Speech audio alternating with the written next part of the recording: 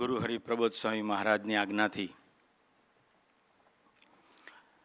એવીડીની ધરતી પર મંદિરના બેઝમેન્ટમાં એવીડીના સ્ટાફના તમામ સંતો સાધકો અમારા બધાની સભા 365 દિવસ મંદિરના બેઝમેન્ટમાં થાય છે. એ સભામાં ગુરુ હરિનું જે આસન છે એની બાજુમાં પિલર છે અને એક પિલર ઉપર એક બહુ સરસ સૂત્ર લખેલું છે કે સમજણપૂર્વકની સેવા થાય તો સેવાનું સંપૂર્ણ ફળ મળે. સુહૃદભાઈએ વાત કરી એમ કે સેવા તો આપણે બધા જ વર્ષોથી કરી જ રહ્યા છીએ, પણ ત્યાં સૂત્ર બહુ સરસ ગુરુ હરિએ લગાવડાવ્યું છે કે મારી સેવા જો સમજણપૂર્વક થાય તો એ સેવાનું મને સંપૂર્ણ ફળ મળે, અને જો સેવાનું સંપૂર્ણ ફળ મળે તો સાધકના આત્માને કેટલું બધું બળ મળે અને સાધકની આત્માની યાત્રા એ ભગવાન તરફ કેટલી બધી સ્પીડમાં ચાલે એનું દર્શન ગુરુ હરિપ્રબોધ સ્વામીજીએ ગયા વર્ષે, જ્યારે પ્રબોધ સ્વામીજી યુકેની ધરતી પર પધાર્યા, ગુરુહરિનો એક સંકલ્પ. સ્વામીજી છેલ્લા દિવસોમાં ઘણી વખત એવું કહેતા કે મારા નાના સંતોનું ધ્યાન રાખજો, મારા નાના સેવકોનું ધ્યાન રાખજો. સ્વામીજીના હૃદયમાં કોઈ ડિસ્ક્રિમિનેશન હોય નહીં નાના મોટાનું, પરંતુ જે નાના સંતો નાના સેવકો એ લોકોને ફિઝિકલી સ્વામીજીની સાથે રહેવાનો બહુ ઓછો સમય મળ્યો હતો. એટલે એ જે સ્વામીજીનો પ્રેમ, સ્વામીજીની હૂંફ નાના હોય ત્યારે વિશેષ અપેક્ષા રહે. તો એવીડીની ધરતી પર આવ્યા પછી ગુરુ હરિપ્રબોધ સ્વામીજીએ પહેલી જ વાત કરી હતી કે હું જ્યાં બી જઈશ વિચરણમાં ત્યારે મારી સાથે નાના સંતો નાના સેવકો વિચરણમાં સાથે રહે એવું આયોજન કરજો. તો ગુરુહરિ યુકેની ધરતી પર પધાર્યા તો ત્યાં પણ પોતાની સાથે એવા નાના સંતો સેવકોને પોતાની સાથે લઈ ગયા હતા.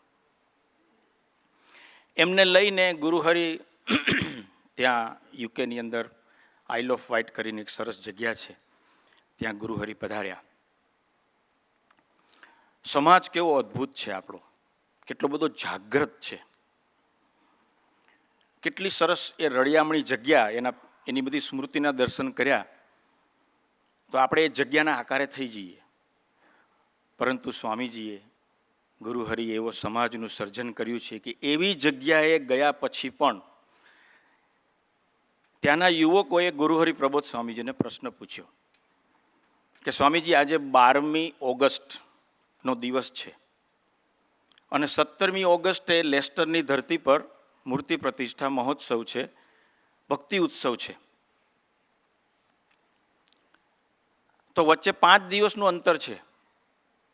અમને એવી કોઈક ટેકનિક આપો, અમને એવું માર્ગદર્શન આપો કે 5 દિવસમાં અમારી યાત્રા પૂરી થઈ જાય. એક સમાજ છે, જાગૃતતા છે, દરેકને જલ્દી પોતાની યાત્રા પૂરી કરવી છે. ગુરુહરિ ખૂબ રાજી થયા. કોઈની નજર એ સમુદ્રનો કિનારો હતો, એ રળિયામણી જગ્યા હતી, પણ કોઈના મનબુદ્ધિ એનાથી પ્રભાવિત નહોતા. બધાના મનબુદ્ધિ ગુરુહરિની મૂર્તિમાં લીન હતા. તો જ એ પ્રશ્ન નીકળે એવી જગ્યાએ. અને જ્યારે યુવકોએ ગુરુહરિને પ્રશ્ન પૂછે છે ત્યારે પ્રબોધ સ્વામીજી 1 સેકન્ડમાં જવાબ આપે છે. એ એમની સુપ્રીમસી છે, એ એમની અક્ષરધામની સામર્થ્ય છે. એમને કોઈ વસ્તુને ગોઠવવી નથી પડતી, એ જ્ઞાનનું સ્વરૂપ છે.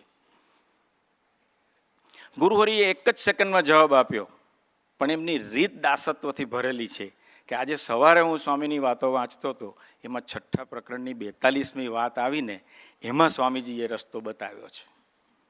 ગુણાતીતાનંદ સ્વામીએ રસ્તો બતાવ્યો છે કે આપણે દેહ કરીને જે ભક્તિ કરીએ છીએ, દેહ કરીને જે સેવા કરીએ છીએ, એની સાથોસાથ મધ્ય 41ની ભાવનાથી સેવા કરીશું એટલે એક સૂક્ષ્મ ભક્તિ કરીશું. જેવી દેહથી સેવા થાય છે એવી જ પેરેલલ મન બુદ્ધિથી પણ જો સેવા થાય તો સ્વામીજી એવું બોલ્યા કે 5 જ દિવસમાં આપણે આપણી યાત્રાને પૂરી કરી શકીએ. એ છે મધ્ય 41નો પાવર.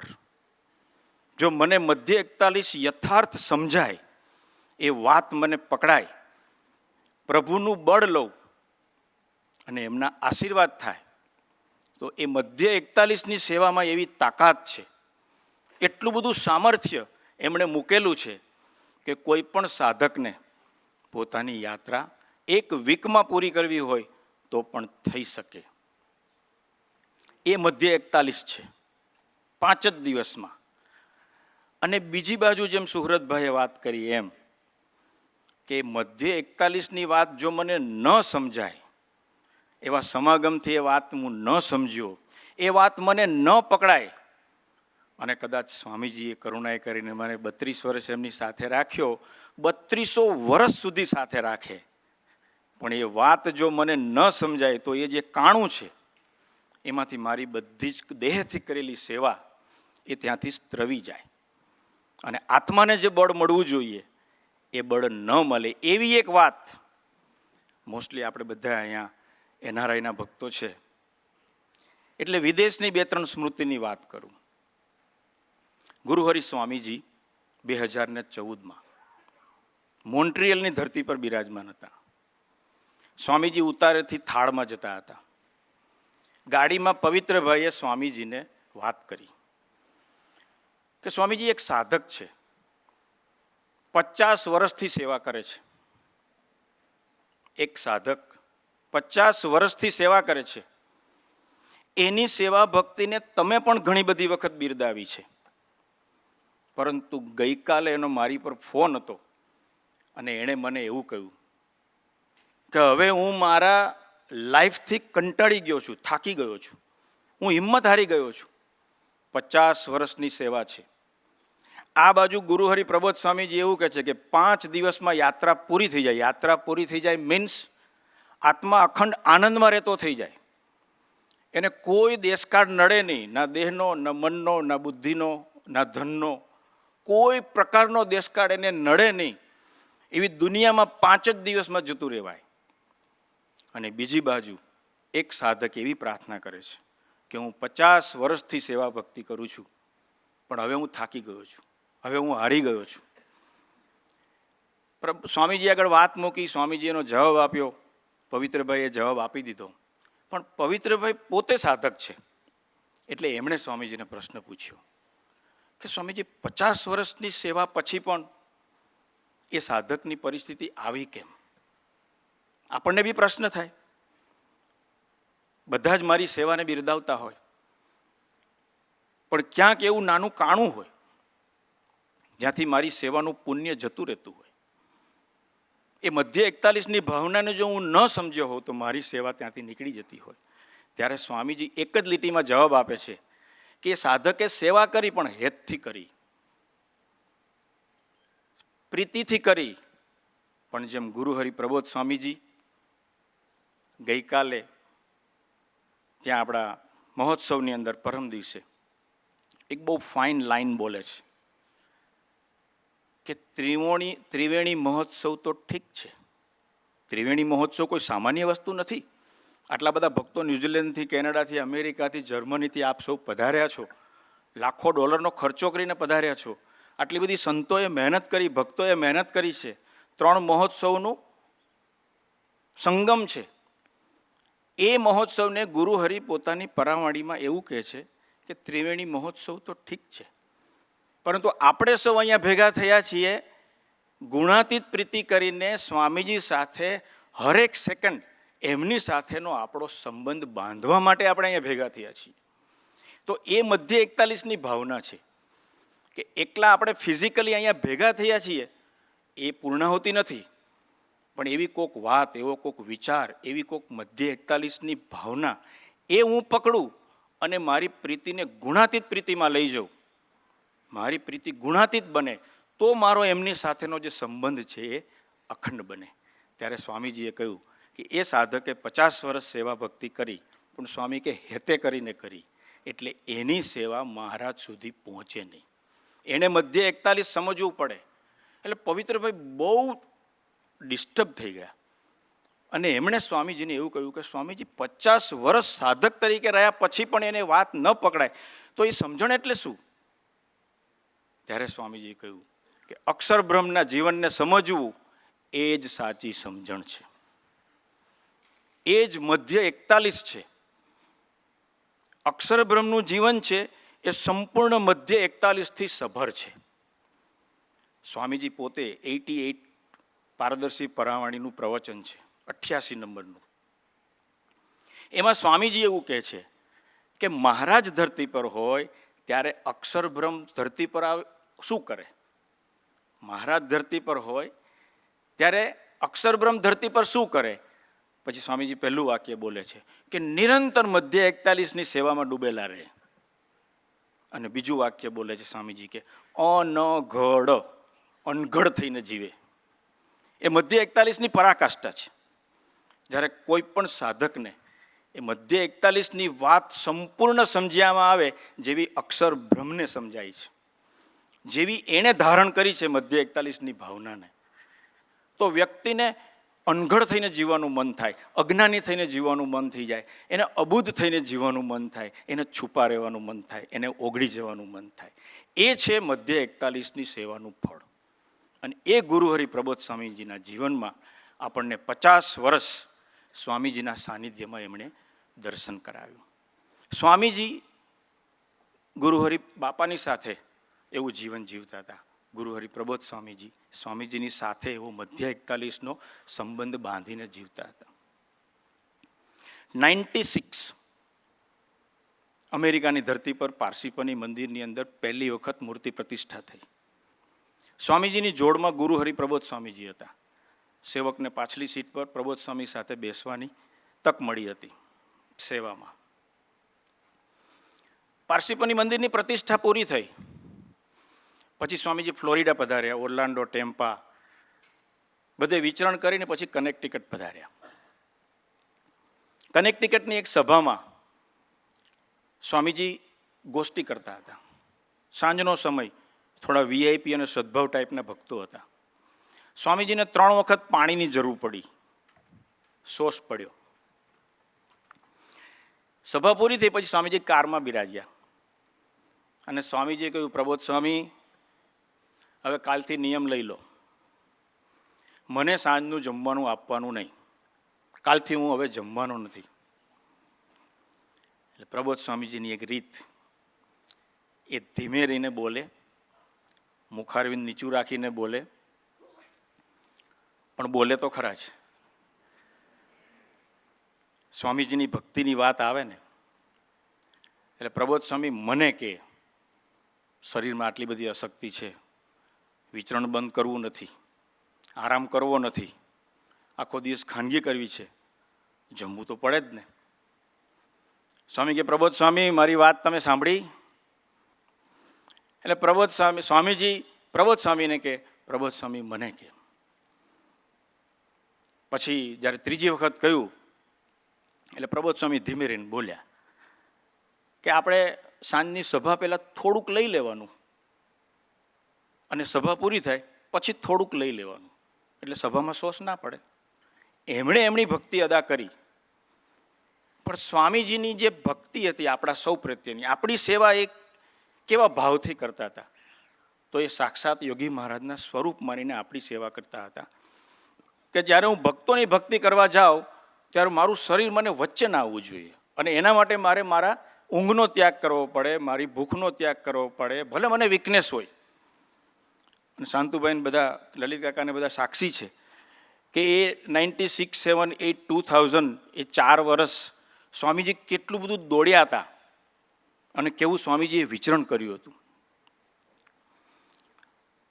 પછી સ્વામીજી એવું બોલે છે કે હું મોડો જમું અને મોડો ઉકાળો પીવું ને તો રાત્રે મારે લઘુ જવું પડે, એટલે પછી મારી ઊંઘ ડિસ્ટર્બ થાય, સવારે મારે કામે લાગી જવાનું 7 વાગે તો, એટલે હવે હું કાલથી જમવાનું બંધ કરી દઈશ, તમારે મને કશું આપવાનું નહીં, તમારે મને 8:30 વાગે 1 ગ્લાસ દૂધ અને ઈસબગુલ આપી દેવાનું, પછી હું જમીશ નહીં.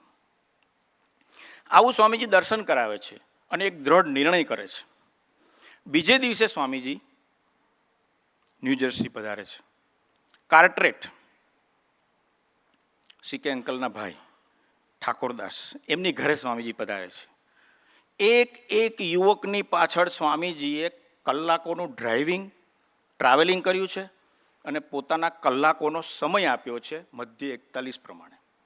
ભગવદ ભાવથી અપેક્ષા નથી રાખી કે આ યુવક ભવિષ્યમાં સત્સંગી થશે, મારી વાતને સમજશે, નિષ્ઠાવાન થશે, બ્રહ્મરૂપે ભક્તિ કરશે, મધ્ય 41 પ્રમાણે કરશે કે નહીં કરે. એમને તો યુવકો, મારા ગુરુ યોગીજી મહારાજને યુવકો ગમતા હતા. એ ભાવનાને પકડીને સ્વામીજીએ હજારો લાખો યુવકોના જીવનમાં રસ લીધો, પણ અપેક્ષા ના રાખી કે બધા સત્સંગી થાય. એવા એક નિરપેક્ષ ભાવે મધ્ય 41 પ્રમાણે સ્વામીજીએ સેવા ભક્તિ કરી. એ ઠાકોરદાસનો એક દીકરો આલોક યુવાન હતો, એટલે સ્વામીજીને એમાં રસ હતો. સ્વામીજી રાત્રે એની ઘેર પધારે છે તો સ્વામીજી પાસે પપૈયું આવે છે, સ્વામીજી પાસે દ્રાક્ષ આવે છે. રાતનો 11:30 વાગ્યાનો ટાઈમ છે. આગલે દિવસે સ્વામીજી એવું કહે છે, મને 8:30 તમારે બધું આપી દેવાનું, પછી મને લઘુ જવું પડે છે, હું કંઈ જ નહીં લઉં.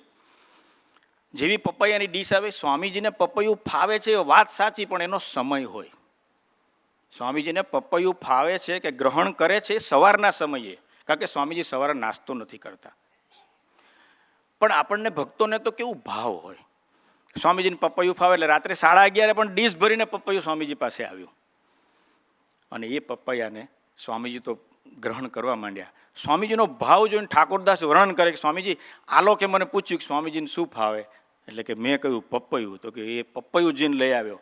એ આલોક સાથેનું હેત વધે, પ્રીતિ વધે, એની સાથેનું બોન્ડિંગ વધે. એના માટે સ્વામીજી દરરોજ નિયમ લે ને દરરોજ નિયમ તોડે. એમના પોતાના શરીર માટે, પોતાના સ્વાસ્થ્ય માટે, પોતાની ફિઝિકલ ફિટનેસ માટે એમણે લીધેલા કોઈ પણ નિયમ એ 24 કલાકથી વધારે ટકતા નહોતા. એ એમનો મધ્ય 41નો ભાવ હતો. ભક્તો સાથેની એવી એમની પ્રીતિ હતી. અને સ્વામીજી ઉમંગથી એ આખી ડીશ પપૈયાનું જમી ગયા. એનું જે પાણી છે એ રાત્રે સ્વામીજીને 4 વખત લઘુ કરવા ઉઠાડે. પછી પેલી દ્રાક્ષની ડીશ આવી તો મેં એમાંથી એક ચાખી તો બહુ ખાટી હતી, એટલે મેં નહીં આપી. તો સ્વામીજી મને દ્રાક્ષ આપ, એટલે મેં નજીક જઈને કહ્યું કે સ્વામીજી ખાટી છે. સ્વામીજી કે કાં તું ખા કાં મને ખાવા આપ. પેલો ઉમંગથી લાવ્યો છે, સ્વામી કે રાજી થાય ને. આખી ભાવના જ જુદી છે સ્વામીજીની. અને સ્વામીજી દ્રાક્ષ પણ જમ્યા. પછી જ્યારે સ્વામીજી કારમાં બિરાજ્યા એટલે પ્રબોધ સ્વામીએ ફરી પાછી આગલા દિવસની વાત કરી કે આપણને રાત્રે લઘુ કરવા ઉઠવું પડે છે, તો પણ આટલું બધું પપૈયું જમવાની શું જરૂર હતી, આટલી બધી દ્રાક્ષ જમવાની શું જરૂર હતી. પણ પ્રબોધ સ્વામીએ પોતાના વ્યક્તિત્વને, જેમ સ્વામીજી એમના ગુરુ પ્રત્યે મધ્ય 41 પ્રમાણે સેવા ભક્તિ કરતા હતા, એમ સ્વામીજીએ કહ્યું ને કે જ્યારે અક્ષરબ્રહ્મ ધરતી પર વિચરણ કરતા હોય મનુષ્ય દેહ સાધક તરીકે, તો એની 2 જ ડ્યુટી હોય કે પોતાને મળેલી સેવા એને 100% મધ્ય 41થી શણગારી અને એને ચાલવો, અને બીજું બાકીનો બધો જ સમય અનઘડ થઈને જીવવું. એ એવા અનઘડ થઈને જીવતા હતા મહારાજની હાજરીમાં. એ એમની મધ્ય 41ની પરાકાષ્ઠા હતી. એમણે ક્યારે પોતાના વ્યક્તિત્વને અનંત બ્રહ્માંડના જીવ પ્રાણી માત્રને જેટલી સ્માર્ટનેસ છે એ બધી એમણે આપી છે. પણ એ સ્માર્ટનેસ, એ હોશિયારી, એ છજુ કાઢવું, એ ગુણોનું પ્રદર્શન કરવું, જેને સ્વામીજી મધ્ય 41ની ભાવનામાં, મધ્ય 41ની અંદર 4 ભાવના છે. પોતાના આત્માના કલ્યાણને અર્થે, ભગવત પ્રસન્નતાને અર્થે, ભગવત ભાવથી, અને છેલ્લો શબ્દ છે ભક્તિપૂર્ણ હૃદયથી. એ જે ભક્તિ શબ્દ છે ને, સ્વામીજી એવું કહેતા કે આ 4 ભાવનામાં એક ભાવના એવી છે, ભક્તિએ કરીને, એ શબ્દ મને બહુ ગમે છે. અને જો ભક્તિએ કરીને સેવા થાય તો સ્વામી કે એમાં બધી જ ભાવનાઓ લીન થઈ જાય. અને એવી ભક્તિનું દર્શન સ્વામીજીના જીવનમાં પણ થતું, એવી ભક્તિનું દર્શન ગુરુહરિના જીવનમાં પણ પડે ત્યારે પણ થતું હતું અને આજે પણ થાય છે. ગુરુહરિમાં હતું, સ્વામીજીમાં હતું, તો એ નીચે ઉતર્યું. 96 પારસીપની મંદિરનો મહોત્સવ પૂરો થયો. સ્વામીજી બીજી વખત પધાર્યા હતા. પહેલી વખત પધાર્યા ત્યારે પગમાં મચકોડ આવ્યો હતો. હમણાં ગુરુ હરિપ્રબોધ સ્વામીએ સરસ અમને બધાને સ્મૃતિ કરાવી હતી. પણ બીજી વખત સ્વામીજી પધાર્યા, મૂર્તિ પ્રતિષ્ઠા થઈ, પછી વિચરણ કર્યું, ફ્લોરિડા જઈ આવ્યા, કનેક્ટિકટ, ન્યૂજર્સી, અને પછી સ્વામીજી 10મી ઓક્ટોબર પછી ઇન્ડિયા પધારે છે. ઇન્ડિયા આવ્યા પછી 15મી ઓક્ટોબરે સ્વામીજીની સ્વાગત સભા હતી. બાજુમાં અમૃત બાપા બેઠા હતા. સ્વામીજી પોતાની પરાવણીમાં વાત કરે છે. અમૃત બાપાને કહે છે, જ્યારે સ્વામીજી પારસીપની મંદિરેથી નીકળતા હતા ત્યારે કિશનજી સ્વામીજીને પ્રાર્થના કરે છે. કિશનજીને ત્યારે અમેરિકામાં 3 જ વર્ષ થયા હતા. સ્વામીજી કિશનજીને એક યુવકોના કાર્યકર્તા તરીકેની સેવા આપી હતી. પણ જાગ્રતતા કેવી વસ્તુ છે એનું એક દર્શન છે કે મધ્ય 41ની ભાવના સમજાઈ જાય તો યાત્રા કેટલી બધી સ્પીડમાં થાય, અને ન સમજાય તો આપણે 50 વર્ષના સાધકના અનુભવની વાત સાંભળી. કિશનજી સ્વામીજીને પ્રાર્થના કરે છે કે સ્વામીજી, આપે જે સેવા ભક્તિ આપી છે એ મધ્ય 41 પ્રમાણે થાય એવા આશીર્વાદ આપજો. બીજી પ્રાર્થના કરે છે કે હું મારા જાણપણે નહીં પણ તમારા જાણપણે સેવા કરી શકું એવું બળ આપજો. એ વાત સ્વામીજીને એટલી બધી ગમી ગઈ કે સ્વામીજી 15મી ઓક્ટોબર જે ગોષ્ઠી કરે છે હરિધામની ધરતી પર, તો સ્વામીજી માઇક પરથી અમૃત બાપાને કહે છે કે અમૃત બાપા, અમેરિકામાં એવો સરસ યુવકોનો સમાજ તૈયાર થઈ ગયો છે કે પારસીપની મંદિરની પ્રતિષ્ઠા તો ઠીક છે, પારસીપનીનું મંદિર એ સામાન્ય વસ્તુ નથી. ત્યારે 100,000ની જોબવાળા કોઈ હતા નહીં અમેરિકામાં, 200,000ની જોબવાળા કોઈ હતા નહીં. આ લલિત કાકા અને વિજય મામાને બધા લોકો, જયંતભાઈ બધા બેઠા છે, શાંતુભાઈ બધા $8, $9, $5, $7ની જોબ કરતા હતા બધા. એ હરિભક્તોએ પસીનો પાડીને એ પારસીપની મંદિરના $1,000,000+ જમા કર્યા હતા, અને એમાંથી પારસીપની મંદિર બન્યું હતું. એ મંદિર માટે સ્વામીજી એવું બોલે છે કે પારસીપની મંદિરની પ્રતિષ્ઠા તો ઠીક છે. ગુરુ હરિપ્રબોધ સ્વામી એવું કહે છે, ત્રિવેણી મહોત્સવ તો ઠીક છે. ગુણાત્યાયન સ્વામી પોતાની વાતમાં એવું કહે છે, નવધા ભક્તિ આદિક સાધને કરીને જીવ શુદ્ધ તો થાય છે, ઠીક છે.